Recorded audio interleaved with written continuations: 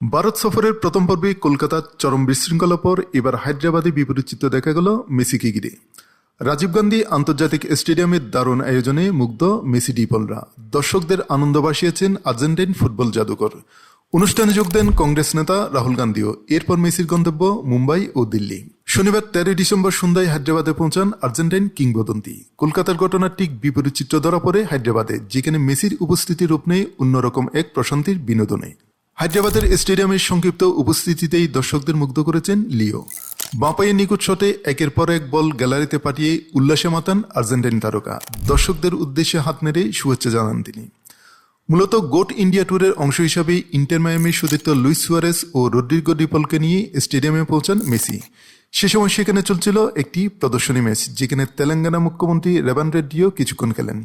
BAP box থেকে খেলা দেখেন মেসি সুয়ারেসরা। পরে মাঠে নেমে দুই দলের খেলোয়াড়দের সঙ্গে করমর্দন করেন মেসি, দেন অটোগ্রাফ এবং সবার সঙ্গে ছবি তোলেন। রেবান রেড্ডি, ডেপল ও সুয়ারেসের সঙ্গে বল আদান প্রদান করেন তিনি। দুবার বল জালেও পাঠান মেসি। কুদে ফুটবলারদের সঙ্গেও সময় কাটান এই তারকা। ডিপল ও মেসি দুজনেই গ্যালারিতে বল পাঠান।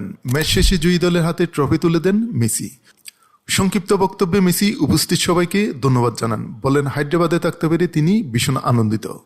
ডিপল বলেন, এটি বিশেষ এক সন্ধ্যা। আপনাদের ভালোবাসার জন্য ধন্যবাদ। আশা করি আমরা আবার বিশ্বকাপ জিততে পারবো।